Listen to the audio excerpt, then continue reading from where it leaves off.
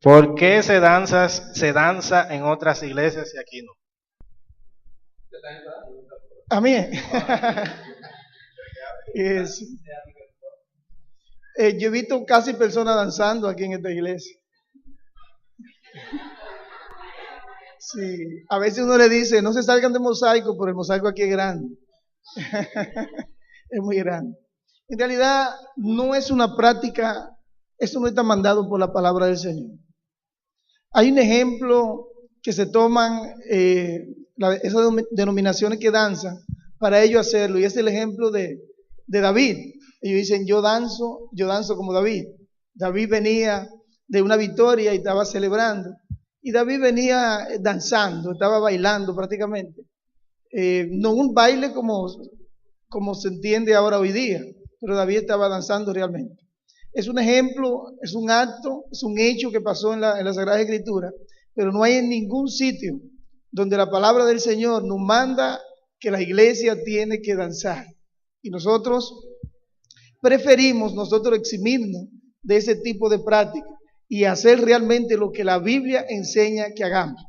Siempre lo que la Biblia enseña que hagamos es para nosotros a veces un poquito más, puede ser más aburrido, puede ser menos motivante, puede ser en muchas maneras, muchas veces hasta chocante, porque lo que la Biblia nos manda a nosotros siempre es contra nuestra carne, siempre es contra Richie, y Richie siempre va a estar opuesto a eso. Tenemos que dejarnos que el Espíritu siempre nos guíe, para que nos guíe por la cosa correcta, verdadera, lo que es la palabra del Señor, y así podamos darle la gloria a Él, y no que yo diga cuando salga de este lugar, me gustó el culto. No, le dimos la gloria al Señor. Amén. Así debe de ser. Así que yo entiendo que tiene que ser. Creo que eso entra dentro de lo que es uno de los elementos de la adoración. Creo que ahí que lo entran ellos. La adoración corporativa que manda la palabra de Dios. Lo único que nos dice la Biblia es esto: hablando entre vosotros con salmos, con himnos y cánticos espirituales, cantando y alabando al Señor en vuestros corazones, dando siempre gracias a Dios y Padre en el nombre de nuestro Señor Jesucristo.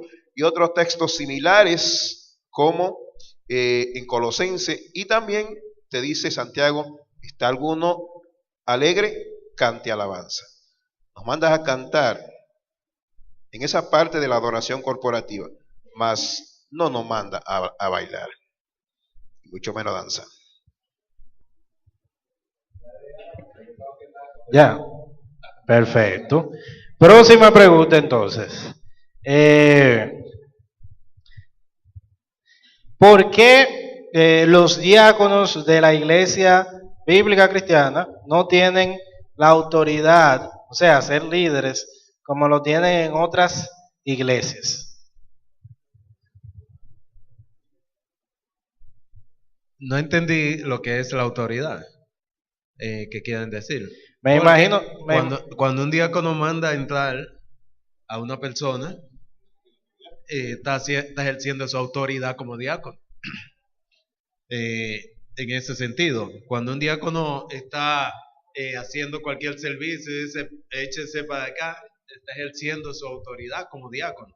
No sé cuál otra autoridad. liderazgo, dice ahí. Bueno, ese es el líder, el liderazgo en ese sentido. O sea, yo entiendo porque, o sea, por ejemplo, comparándolo con otro modelo de gobierno de la iglesia, que por ejemplo el bautista, donde hay pastores y hay diáconos. Incluso los diáconos no son mujeres, son hombres. En ese sentido, me imagino que a eso es que se refiere. Okay. Bueno, hace mucho tiempo, yo estaba pequeño. Los diáconos aquí formaban parte de lo que era el consejo pastoral. Eran ancianos, eran pastores y diáconos. Y luego, en un estudio que hicimos, se comenzó a tratar ese punto, a ver si era bíblico eso. a ver si era algo que Dios había establecido con los diáconos que había puesto. Y algo que se tomaba era por los requisitos que se le pide a los diáconos, que son casi lo mismo que se pide a la iglesia. Pero, oye, A los ancianos. a los ancianos, lo único que no se le pide a los diáconos es que sepan, es que tengan el acto para enseñar. Después todo lo demás. Sin embargo, ahí nosotros veamos algo que no hemos entendido cuando estudiamos 1 Timoteo 3. Y es que eso es para todos los creyentes. Lo que está diciendo ahí, los requisitos que está ahí es para todos los creyentes, todos. Lo único que dice, si alguno anhela el obispado, vienen a ver si tiene estas cualidades, esta y esta. Por eso es para todos los creyentes. O sea, no podemos sacar eso y decir, eso es para los diáconos y ancianos. Todo eso lo estoy diciendo porque en muchas congregaciones, al tener los mismos requisitos para ejercer el ancianato como el de diaconía, entonces entienden que tienen que ser entonces parte de lo que es el liderazgo de la iglesia. Sin embargo, la misma palabra diácono difiere en cuanto a eso. Pues lo que es un servidor.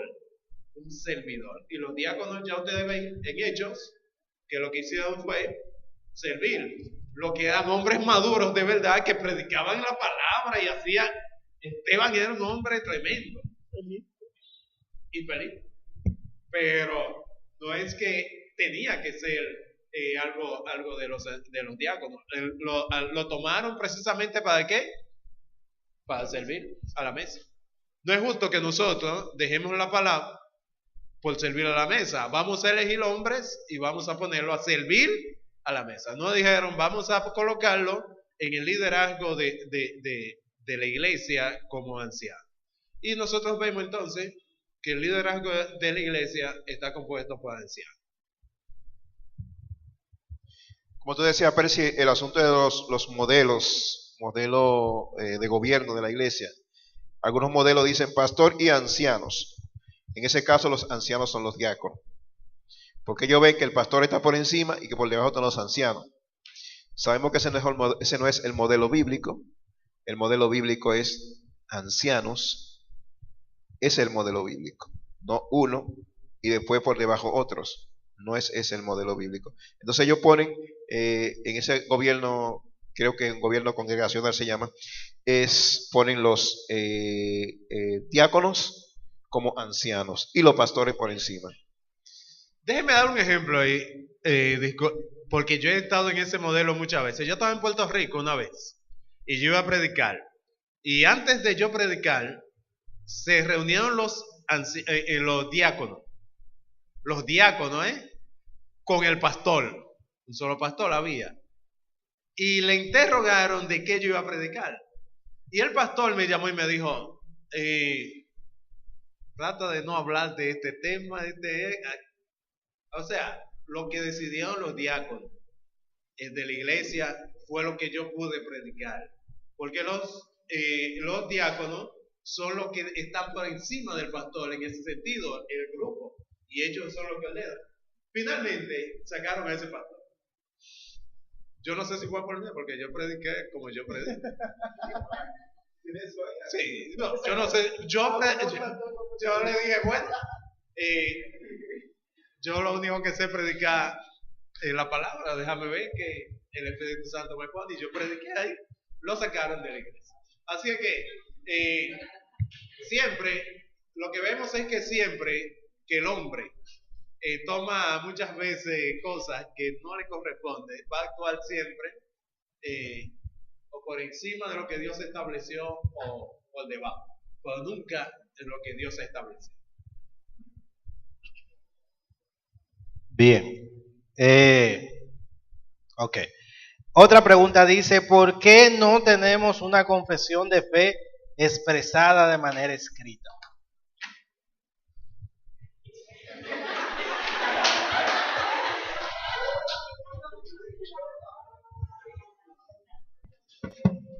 La iglesia bíblica cristiana, en sus inicios, yo tenía una confesión de fe de esta congregación.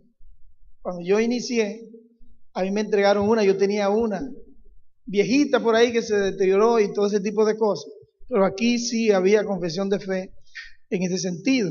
Ahora bien, yo quiero que tengamos algo presente y algo en cuenta.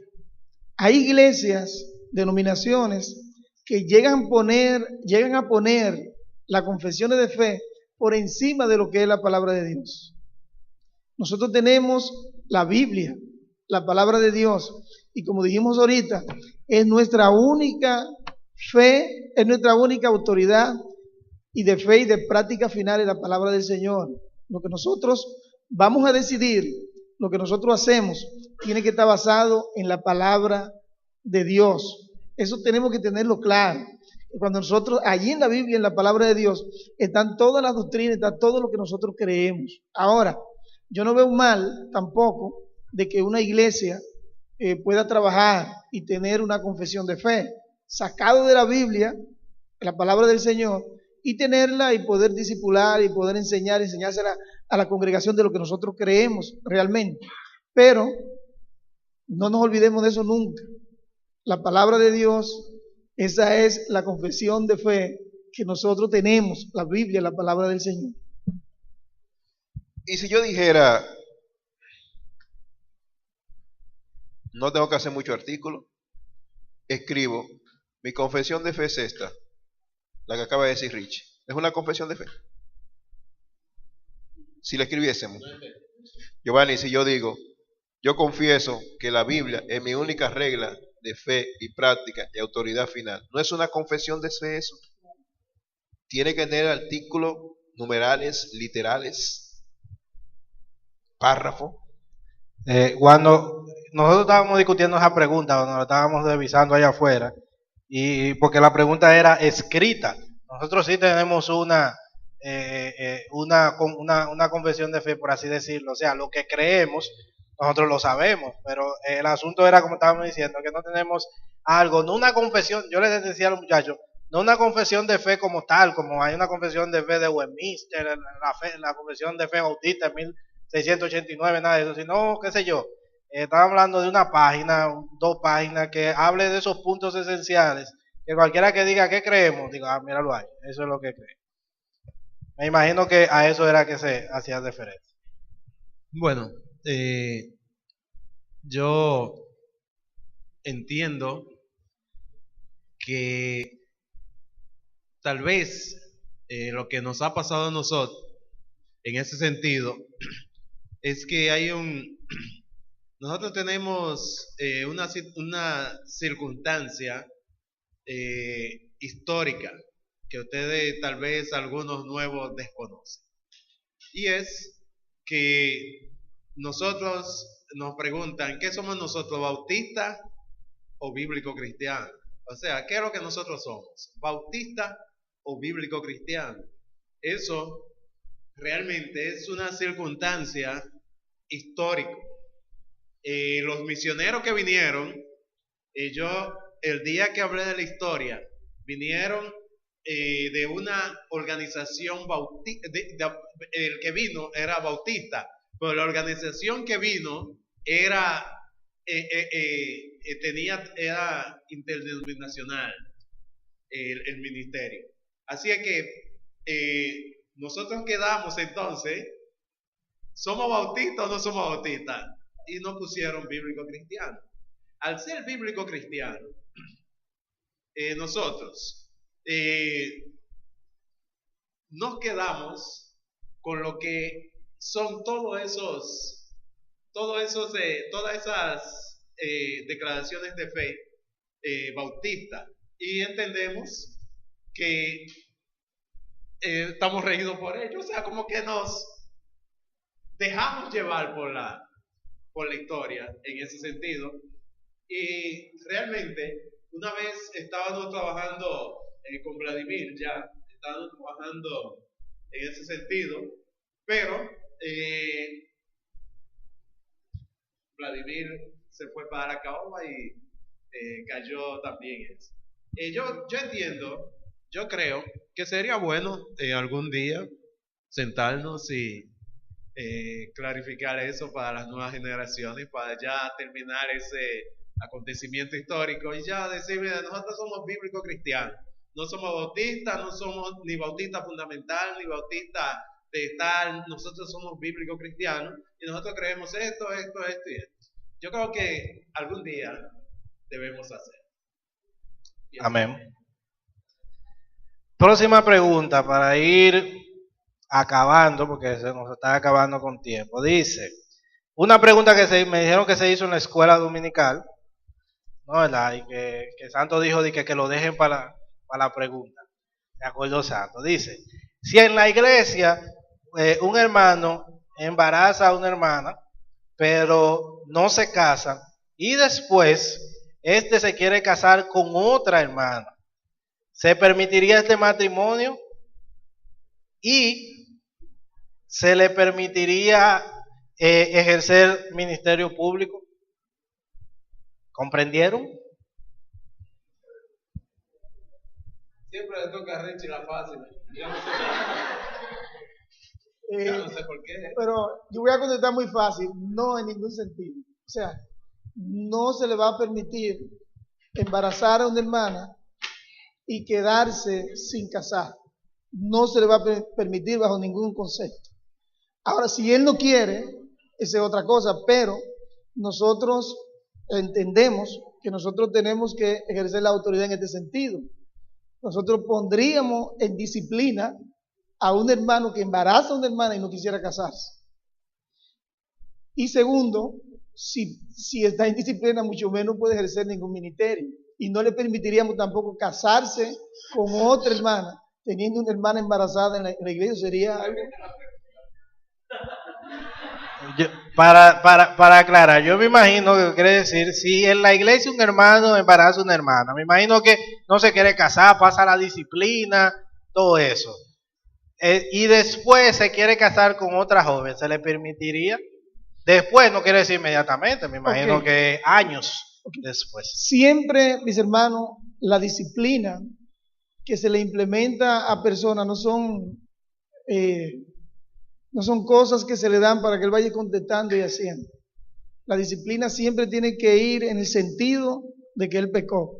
Si un hermano pecó con relación a este sentido, embarazó a una hermana, nosotros lo que tenemos que hacer nosotros es de que esa persona se case. Esa persona termine casándose con ese hermano. Si no, la disciplina no va a terminar nunca para ese hermano. No va a terminar. Es decir, según yo entiendo, si él no se quiere casar, se bota de la iglesia, en buen dominicano. ¿Por qué? Siempre que nosotros lo primero que hacemos cuando una persona peca, nosotros nos acercamos a esa persona. Si esa persona quiere aceptar la disciplina, nosotros aceptamos, entonces nosotros trabajamos con ese hermano, con esa hermana. Si esa persona no quiere aceptar la disciplina, entonces esa persona, el próximo paso sería ponerlo fuera de la congregación. Giovanni.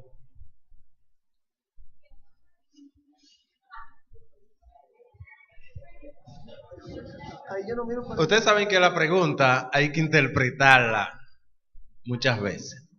Pues hay que ir pensando en que hay muchos casos. No todos los casos son iguales. Tal vez Richie está presentando un caso específico, pero hay diferentes casos en ese sentido. Y algo que nosotros debemos entender bíblicamente es que el matrimonio es algo decidido por dos personas, no por los pastores. Eso tenemos que entenderlo. Eso no lo decide los pastores, casa nadie. Porque usted sabe que los pastores van a casar a esa persona y van a estar en su casa. Pero ahí puede suceder cosas que después uno se lamenta. Yo lo digo por experiencia que han pasado. Eso ha pasado. Y se ha cometido el error, por eso digo que tal vez Richie está presentando un caso. Por ejemplo, si dos personas tienen amores, están listos para casarse y se embarazó, ahí ese caso, ¿no, verdad? Pero supongamos este caso.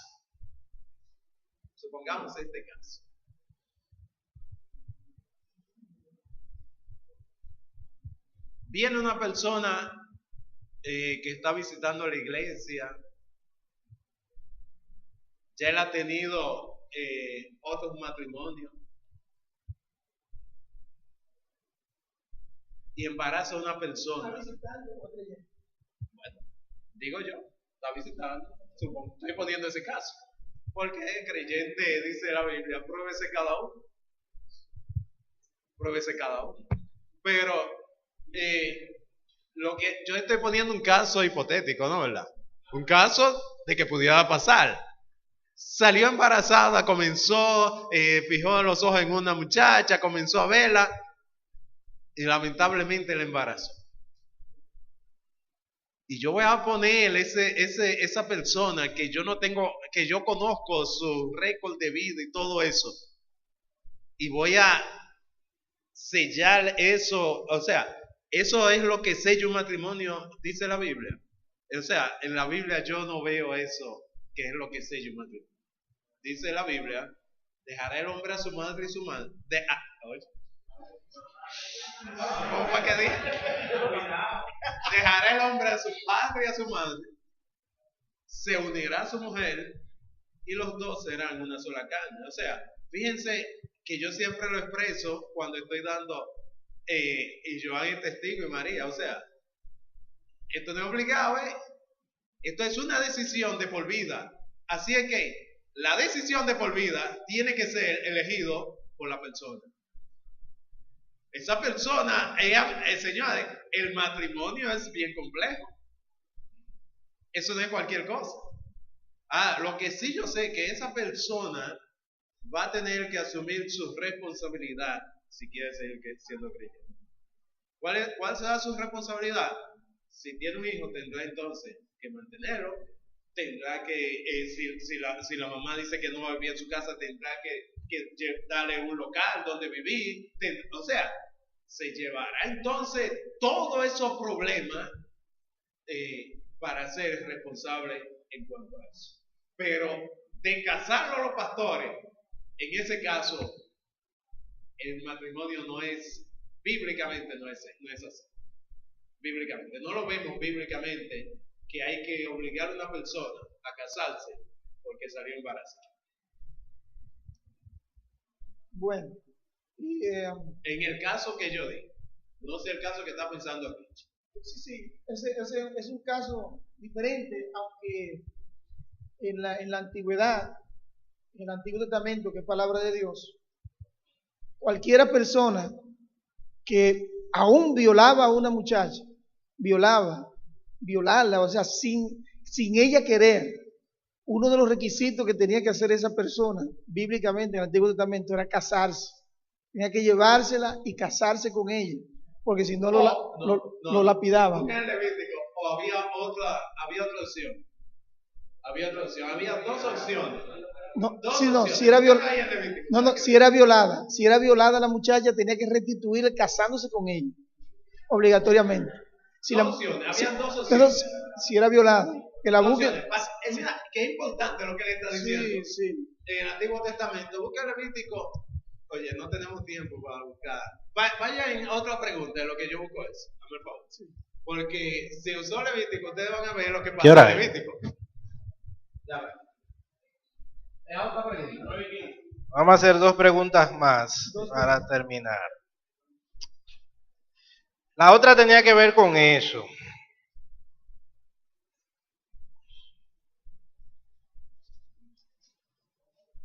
Si un hermano o una hermana comete adulterio o cualquier otro pecado y se le coloca en disciplina, ¿tenemos nosotros algún documento que nos proteja de ser demandado por difamación? Que si algún hermano comete adulterio o algún otro pecado y se le coloca en disciplina o se le quiere colocar en disciplina, o sea, ¿tenemos nosotros algún documento que nos proteja de ser demandados por difamación? ¿Qué difamación? Porque si se le coloca en disciplina fue porque él admitió, y se admite no difamación. Ok. Por eso yo dije también, digo, yo estoy tratando de interpretar la pregunta, si quiere, digo, sí, perdón, si se le quiere poner en el caso de que esa persona no quiera.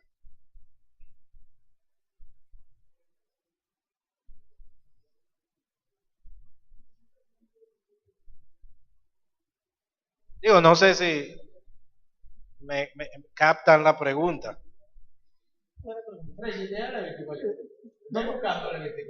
Ah, ok. Contesto. Déjame contestar eso.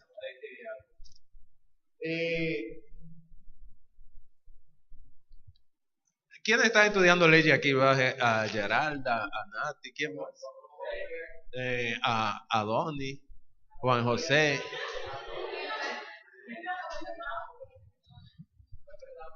¿No ha comenzado? Bueno. Eso es lo que... ¿Quién fue que me dijo? ¿Quién es que está estudiando?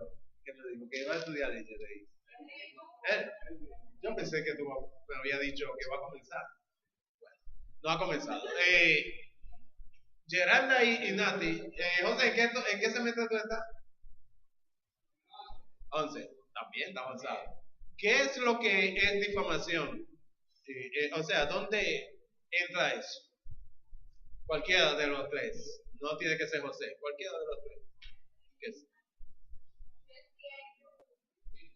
No, lo que dice la ley. No. La ley, la letra de la ley.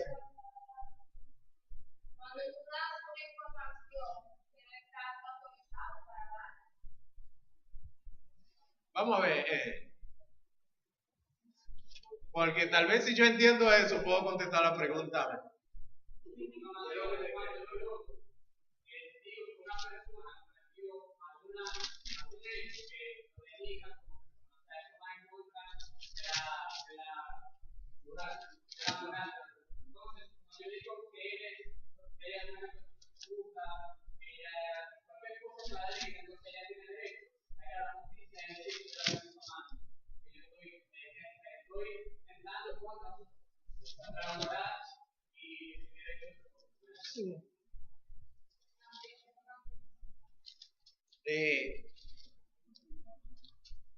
En ese caso, entonces, cuando una persona es disciplinada, es un trabajo que se hace. No es de que nosotros, que nos dijeron, nos dieron una información y nosotros inmediatamente subimos al púlpito y damos, no es así. Es un trabajo que se hace con la persona durante un tiempo para tratar de restaurarlo. La difamación entonces no entra en ese caso. Si no se usa mal la disciplina, porque si lo vamos a disciplinar ya, es que esa persona, si lo anunciamos, cuando anunciamos una disciplina, un ejemplo, una disciplina de expulsar a una persona fuera de la congregación, fuera, y decimos, miren, esa persona no se sometió a la congregación. Nosotros sí, en nuestro documento de la iglesia, nosotros somos una institución sin fin de lucro, ya establecido por el Estado, y nosotros tenemos entonces las normas que rigen los miembros de la iglesia. Y en ese caso entonces, nosotros solamente tenemos que buscar las normas que rigen para ser miembro de la iglesia y no tenemos ningún tipo de problema en ese sentido, porque eso está establecido en lo que es nuestra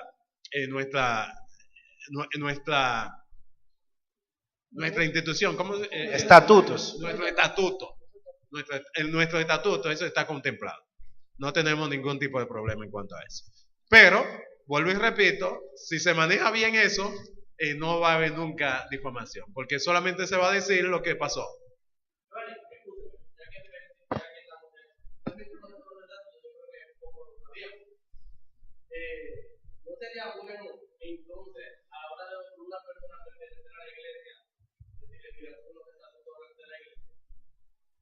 para que uno sepa a lo que se atiene en caso de que cometa un pecado como que se dé este caso.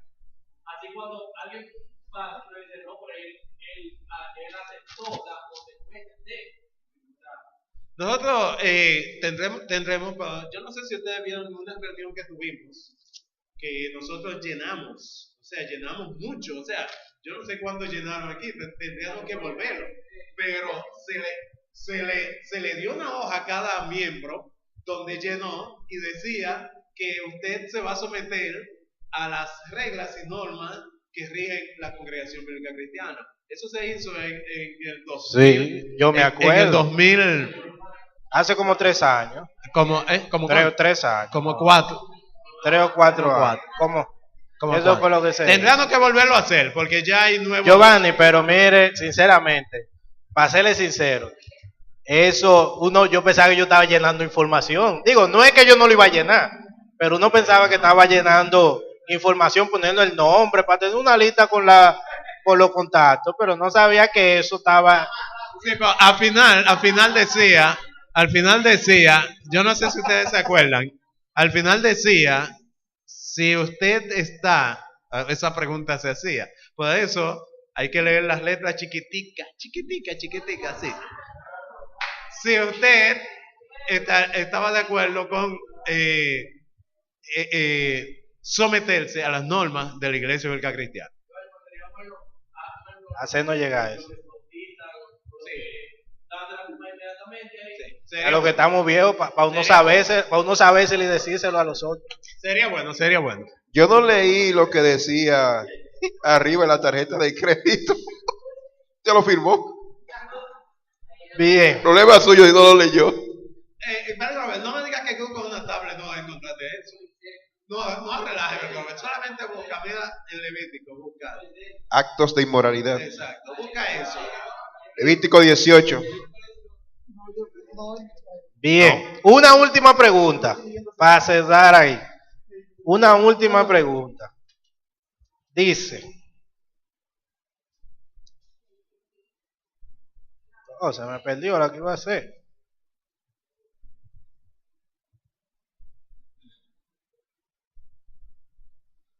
Oh.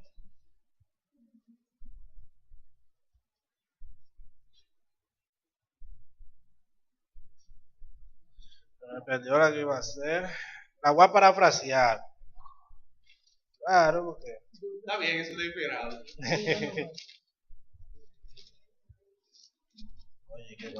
Ok, dice, ya la encontré. Dice,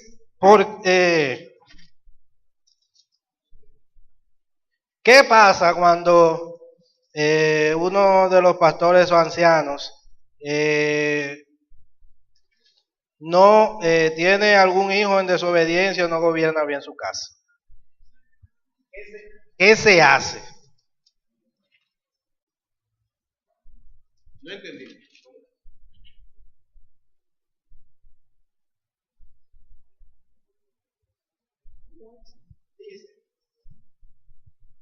Si los hijos de uno de los líderes no son de testimonio y este no gobierna bien su hogar, ¿qué hace?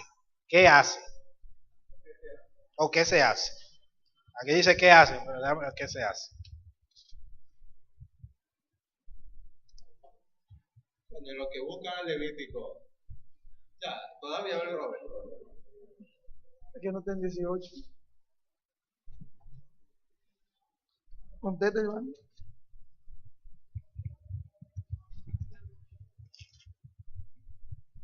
Miren, esa es también otra pregunta que es un poquito amplio. Se está hablando de niño pequeño, adolescente, hombre ya, o sea, ¿qué edad? O sea, tendría, para contestar, tendría que decir más o menos una edad o algo así. Yo voy a decir adolescente. Un adolescente. 13, 14, 15. La otra pregunta es, en el sentido desobediente, ¿en qué sentido es que se refiere la desobediencia? Porque Dice la pregunta de mal testimonio. Muchos de los que están aquí son ustedes obedientes todos. Obedecen todos. A su mamá y a su papá, todo lo que le dicen. O nunca han desobedecido. O sea, en el sentido que, ¿cómo es? O sea, ¿cómo es la pregunta? Sería bien concreta. Tendrían que decir más o menos. Bueno, vamos a dejar esos detalles para la próxima, como es bastante. Pero sería, si quieren un ejemplo de lo que dice la Biblia, porque en la Biblia lo dice claro allí, en Timoteo. Sí, por eso dice, y no gobierna bien su casa. Porque está hablando de una casa. Fíjense lo que dice de los hijos. Sería bueno leerlo para que vean. Pues, sería bueno aclarar eso, sí. Lamentablemente ando con una Biblia con letras que no veo bien. Yo lo leo también. Y la Dice, gente, que gobierne bien su casa y que tenga a sus hijos en sujeción con toda honestidad. Fíjense que son dos cosas. Fíjense que dice que gobierne bien su casa y que tenga a sus hijos en sujeción con toda honestidad. Aquí está presentando entonces, fíjense cómo dice en Tito. ¿Tú estás en Timoteo? Tito. Dice en Tito, no tenga hijos el que fuera irrepresible, marido de una sola mujer, y tenga hijos creyentes que no estén acusados de disolución ni rebeldía. Entonces, yo vuelvo y repito, estos requisitos que están allí es algo que nosotros debemos de saber. Fíjense que está diciendo, si alguien anhela obispado, si alguien anhela eso, hay que pasarlo por un sedazo. Se le pone todo eso. Si alguien anhela obispado, se le pasa por eso. Y si pasa eso que tiene, entonces, dice, se pone a prueba. Ahora, yo vuelvo y repito, todo lo que está allí no es para los pastores solamente, eso es para los hermanos maduros de la iglesia. Todo lo que está allí, todo lo que está allí. Ahora, alguien dice, yo quiero ser anciano. Se le pasa por ese sedazo. Y dice, bueno, hay un problema aquí.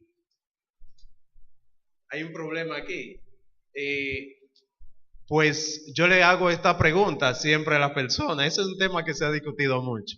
Yo le hago una pregunta. ¿Nosotros creemos que la salvación es por la gracia de Dios o que los padres son los que dan la salvación a los hijos? Eso no está claro, aún entre nosotros mismos. Eso no está claro. Si nosotros decimos que la salvación es por la gracia de Dios, ¿qué es lo que quiere decir Tito entonces? Que los hijos sean creyentes. O sea, ¿puedo yo hacer algo? O sea, yo puedo hacer algo para que mi hijo se salve. Miren, yo le voy a decir algo. Si yo pudiera hacer lo que sea para que mis hijos se salvaran, yo lo hiciera. Lo que yo quisiera hacer. Pero la salvación no depende de lo que yo haga. Eso es lo que nosotros entendemos, es por la gracia de Dios. No sé si están claros en ese sentido. ¿Qué es lo que quiere decir Tito entonces? Que tenga hijos creyentes. Bueno, hay dos interpretaciones. Hay una que dice que tenga hijos creyentes y hay otros que dicen que tenga hijos creyentes que no estén acusados de disolución ni de rebeldía. Es decir, que si tiene hijos creyentes, esos hijos creyentes no estén acusados de disolución ni de rebeldía. Hay también otra interpretación. En el sentido, lo mismo que dice acerca de la mujer en la casa, que dice que ella va a ganar su marido, o sea, que lo va a ganar sin palabras. que lo va a ganar sin palabras. En Primera de Pedro. O sea, eso está diciendo que ella, al dar ese testimonio, ya la gracia de Dios inmediatamente elige a esa persona, porque ella dio ese testimonio. ¿Es eso que quiere decir? No es eso que quiere decir. Pero para eso tenemos que estar bien claro lo que es la gracia de Dios. Yo digo que nosotros no entendemos eso muchas veces. No lo entendemos a cabalidad. Lo decimos, pero entenderlo realmente, lo que es la gracia de Dios, es algo que no lo manejamos bien. Entonces, una de las cosas que está presentando allí Tito es que una persona creyente es una persona que no sea un ateo. Oiga, que por lo menos la palabra de Dios, él crea en la Biblia, crea en Jesucristo, crea en Dios, o sea, no sea un ateo totalmente. Eso es una interpretación también, que no sea un ateo, o sea, una persona que aún se oponga a lo que él cree.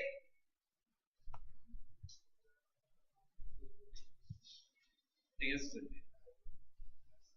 Entonces, el tiempo se ha ido y yo pienso que debería de manejarlo ya de una forma, ya viéndolo desde un punto de vista bíblico, contextualmente y todo eso. Porque si contestamos así, literalmente, ¿qué vamos a decir? Miren, vamos a decir, bueno, ¿qué se hace?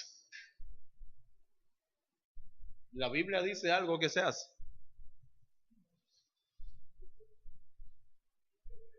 ¿Dice la Biblia algo que se hace con eso? Sí, y lo dice, o sea, en el sentido de que si se va a elegir a una persona, están buscando, ¿verdad?, para ser anciano de la iglesia, y se va a elegir a alguna persona y falta alguno de los requisitos que hay allí, no puede entrar en el concurso. Eso es lo que dice la Biblia. Porque se supone que sí están buscando y hay requisitos. Pero la pregunta es para Exacto. el que está ya. Para lo que está. Sí, pero usted no habla del que está. No, pero yo estoy hablando de la pregunta que se hizo. Yo entiendo. Pero ese texto no habla del que está. Es para elegir a una persona para ser creyente. ¿Qué hace todos esos requisitos que están ahí como creyente o ahí para ser anciano? Nosotros los que somos líderes, todos tenemos que luchar con eso diariamente, y todos los creyentes en sentido general, porque hay muchas cosas, no solamente la familia, ahí hay muchas cosas que uno tiene que examinarse todos los días de su vida, que no sea pendenciero, que no sea respondón, que no sea iracundo, que no sea esto, que no sea muchísimas cosas que hay en el texto de la palabra de Dios, que nosotros como líderes debemos estar examinándonos todo el tiempo, para si hay alguna cosa que no está correcto, corregirlo. En ese sentido. Pues yo otra vez repito, y yo sé que el tiempo se fue rápido y sería ya en otra oportunidad, pero vuelvo y repito, todo va a comenzar uno analizando esto. Pues la pregunta dice que no sea desobediente, o sea, puedo yo. Y eso yo lo aclaré a la iglesia, lo dije y lo repito siempre.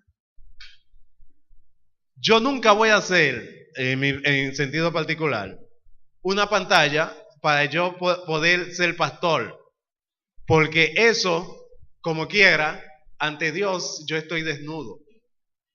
Si yo hago una pantalla para yo ser pastor, o sea, yo me estoy engañando a mí mismo. Pues lo primero que yo tengo que entender es que si Dios me puso en el cargo, es porque tal vez Él también me va a respaldar. Si no me queda aquí también, Él me quitará todas las cosas de su gracia. Eso yo lo tengo que entender claro. Me va a quitar todas las cosas que Él entiende para que yo no sea pastor. Lo que yo quisiera es aclarar esto, oigan bien. Y con esto no voy a decir más. Es esto. Yo no puedo hacer más nada que lo que dice la palabra de Dios. La palabra de Dios dice que yo debo instruir a mi hijo. Yo debo en disciplina y amonestación del Señor criarlo. Pero en ningún momento me va a decir que yo puedo hacer un hijo como las personas quieren que sea. Eso yo no lo puedo hacer. Eso yo no lo puedo hacer. Yo puedo orar, yo puedo predicar la palabra, pero tarde o temprano la decisión está en lo que el Señor haga, la obra que haga, por gracia en esa persona. Tarde o temprano. La pregunta es, ¿son todos los hijos de los pastores elegidos y de los ancianos? ¿Son todos los hijos de los pastores elegidos? No, lógicamente no, pero, o sea, aunque se fue el tiempo, pero la pregunta, yo entiendo que iba por el asunto de los, de aquel que se encuentra en falta, que se hace. Yo creo que será. Yo sé que cuando se habla de requisitos de ancianos, siempre hay un tema, porque eso es bastante delicado, siempre uno quitar o así sucesivamente, pero a mí, por ejemplo, yo pensé en una pregunta que decía si esos requisitos son solamente para cuando son elegidos o es unos requisitos que tienen que ir cumpliendo siempre. Bueno, pero yo vuelvo y repito, señores, que esos requisitos es para toda la iglesia. Eso es para léanlo, eso es para toda la iglesia. Porque el peligro está en decir, eso no es para mí, eso es para los ancianos. Sí. Entonces yo voy a ser pendenciero, eso es para los ancianos. Es que eso es para todo. Lo que está diciendo es que el que quiere ser un anciano tiene que tener esa madurez. Eso es lo que está diciendo.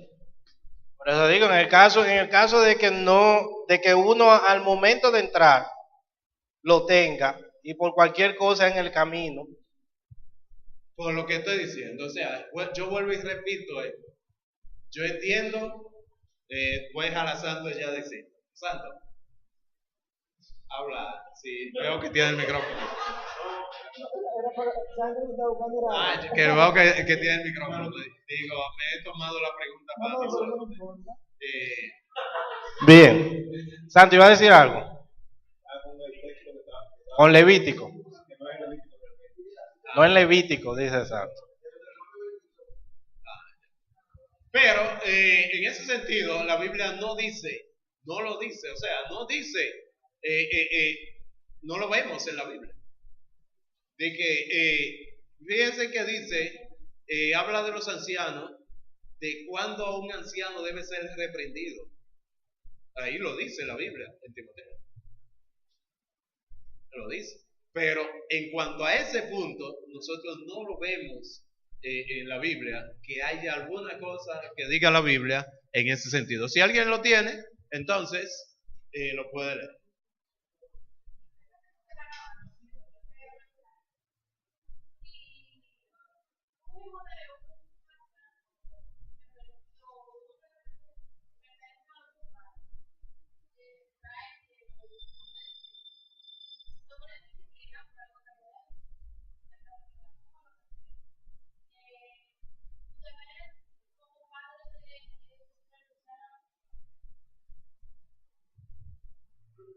¿Por qué? Es la pregunta, o sea, ¿por qué? Porque yo veo, y lo he visto en varias personas, o sea, que quieren culpar es a los padres, pero señores, dice la Biblia, y lo dijo desde la antigüedad, el alma que pecare ya no se va a decir de que los padres van a pagar por los hijos, ni los hijos por los padres. Toda alma que pecare, esa morirá, o sea, es una responsabilidad en ese sentido. Ahora, todo eso va a depender, vuelvo y te digo, es bien amplio, va a depender de lo que sea, porque va a depender de la edad, va a depender de muchas cosas. Tiene que ser pregunta específica en cuanto a eso, tiene que ser bien específico, porque va a depender de muchas cosas. Pues hay veces, o sea, que van a culpar un padre sin él ya no teniendo ni aún ya siendo una persona ya responsable de sus hechos. O sea, ya cuando una persona es responsable de sus hechos, oiga, él va a culpar al padre todo el tiempo. Y eso hay que aclararlo siempre. Eso va a depender de la edad y también de por qué. O sea, yo no sé lo que tú estás pensando en ese sentido. ¿Qué está pensando Rosemary? ¿En qué caso específico? Para el que renuncie. Porque no tiene que renunciar, lo mismo que el hijo del pastor o del anciano, son igual que los demás hermanos que están ahí. Igual. Hay hermanos obedientes, hay desobedientes. El que caiga, ponerlo en disciplina, al igual que todo. Eso es así. Al igual que todo. Lo que pasa es que se ha visto siempre los hijos de los pastores como que si son una clase aparte. Y no es así. Y eso es bueno, esa pregunta para aclarar eso. Es que no son una clase aparte. Son pecadores que necesitan la gracia de Dios también para la salvación. Y eso solamente el Señor lo puede hacer. Se maneja igual que todos los demás. Que todos los demás. Ahora, si tú me dices a mí, si me dices a mí, y disculpen que me alargue, pero no se puede quedar confuso esto. Si tú me dices a mí que, por ejemplo, un pastor, el hijo mío fornicó y yo le escondí y no dije y no lo puse en disciplina, yo creo que debo renunciar. Porque estoy, ¿usted sabe qué? Haciendo, ¿usted sabe qué? Que la iglesia misma comience a criticar algo que yo debería mismo de enfrentar. Y yo estoy causando entonces división en ese sentido. O sea, mi deber como pastor es disciplinarlo, hacerlo igual que cualquier otro hermano. Igualito que cualquier otro hermano. Igual, ¿eh? Bien. Eso, yo quisiera que se quede bien claro eso. Es igual que cualquier hermano. Tenemos un ejemplo en la Biblia. Por ejemplo, el caso de Elí o sus hijos. Ellos eran sacerdotes también, igual que Elí. Y una de las cosas que el Señor les reclamó a Elí directamente, le dijo: ¿por qué tú no estorbaste a tus hijos? Él ni siquiera le reclamó porque ellos estaban haciendo lo que estaban haciendo. Lo que él tenía que hacer, no lo hizo. Si él hubiese hecho lo que tenía que hacer, no le pasa lo que le pasó. Y en segundo lugar, si por fornicación es un pecado, adulterio otro pecado, hablar mentira otro pecado, cada vez que peque tenían que renunciar a los pastores. Por cualquiera de estas cosas. Por cualquiera de esas cosas tendría que renunciar. Entonces, porque es pecado. Yo creo entonces que se está contestando la pregunta en ese sentido. O sea, si, por ejemplo, escúchame, Santo, si gobierna bien su casa, se está refiriendo a eso entonces, en hacer lo que tiene que hacer. Tiene que hacer lo que tiene que hacer. Gobernar oye, ¿cómo dice gobernar? Santo. Porque yo voy más allá. Richie dice, si lo hubiese estorbado, no hubiese pasado. Pues yo digo, ajá. Y si estorbándolo aún pasa, no tiene culpa Elí, porque cumplió. Exacto. Porque ¿qué es lo que le está Dios diciendo a Elí? Tus hijos hicieron esto y tú no le pusiste hiciste nada. No le pusiste cara dura.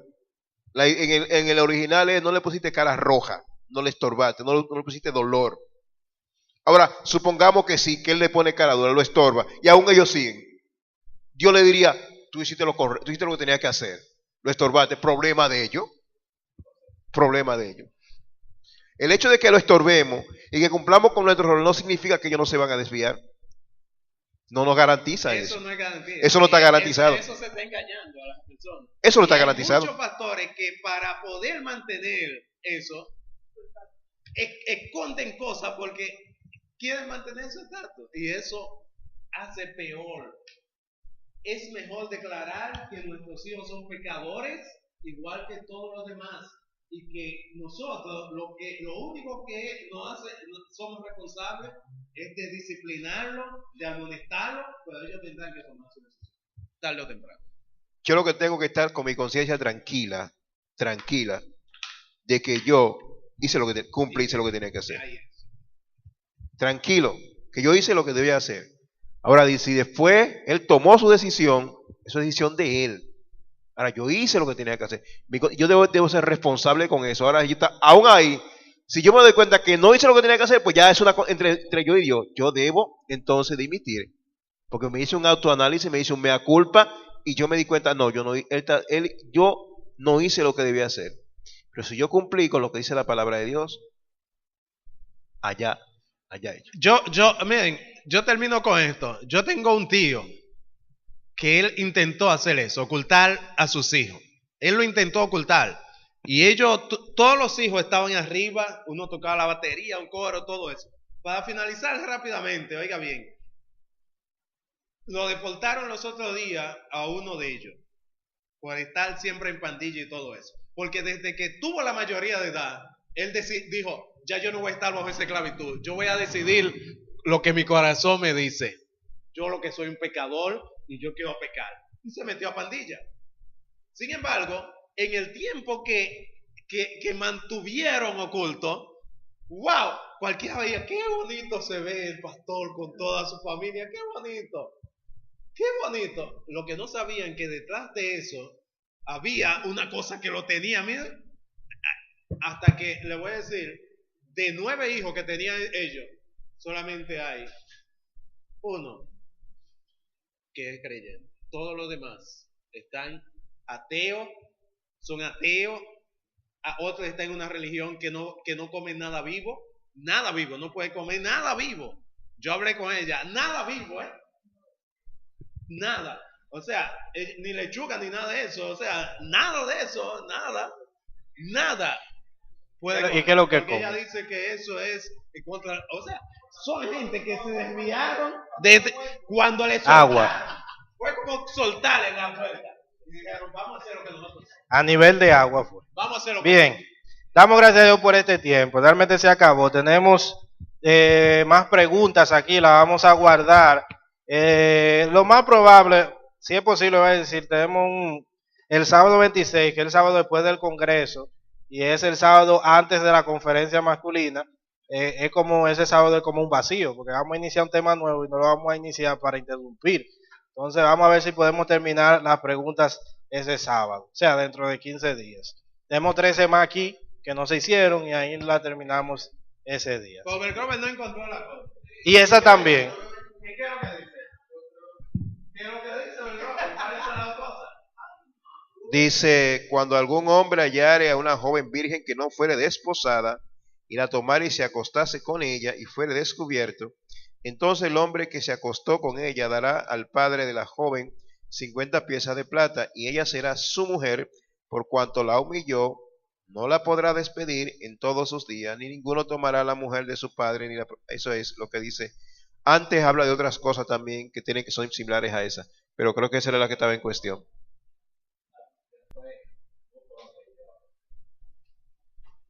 Bien, vamos a orar entonces para dejarlo aquí. Recuerden que el Congreso, apuntarse, jueves 8 de la mañana. Padre y Dios, gracias por este día, gracias por permitir